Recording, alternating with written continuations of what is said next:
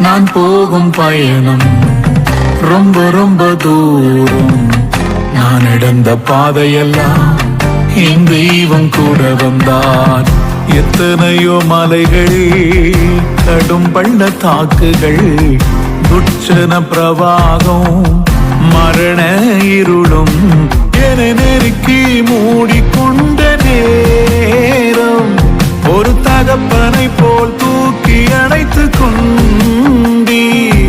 என நெருக்கி மூடிக்கொண்ட நேரம் ஒரு தகப்பனை போல் தூக்கி அணைத்து கொண்டீ.